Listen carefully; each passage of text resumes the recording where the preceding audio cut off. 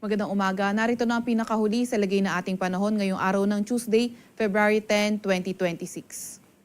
Narito ang ating pinakahuling satellite image kung saan nakikita nga natin itong linya ng kaulapan dito malapit sa may Visayas. Ito ang tinatawag nating shear line. Ito ang salubungan ng malamig na hangin galing northeast at mainit na hangin galing silangan.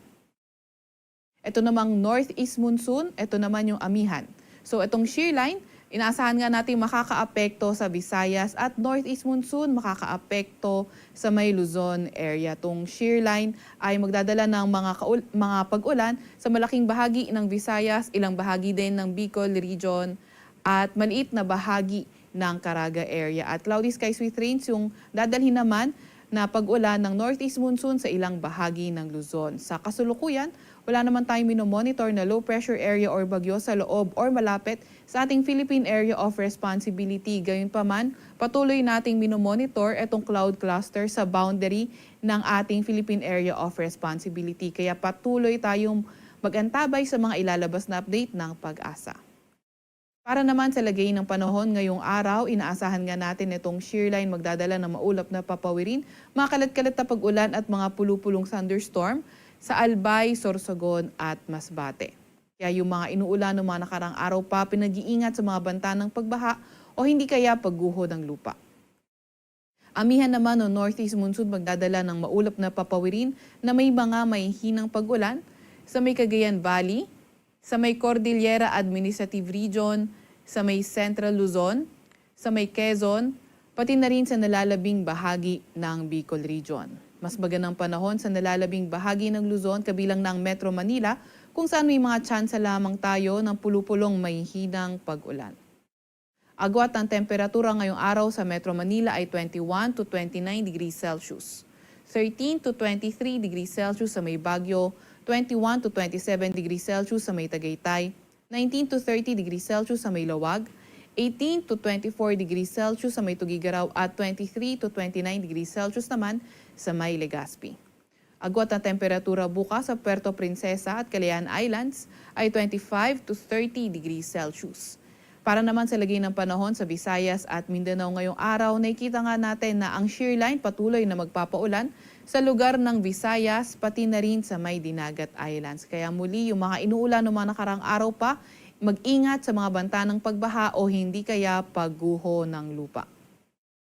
Para naman sa nalalabing bahagi ng Mindanao, mas magandang panahon, ngunit may mga tsansa pa rin tayo ng mga localized thunderstorms. Yung mga kasamahan natin sa Regional Services Division patuloy na maglalabas ng mga thunderstorm advisory, rainfall advisory o hindi kaya heavy rainfall warning kung kinakailangan.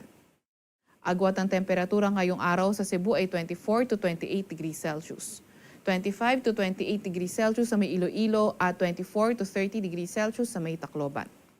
Agwat ang temperatura sa may Zamboanga ay 24 to 33 degrees Celsius, 24 to 29 degrees Celsius sa Cagayan de Oro at 25 to 33 degrees Celsius naman sa may Davao. Meron tayong nilalabas na weather advisory. Ito ay updated ng 5 a.m.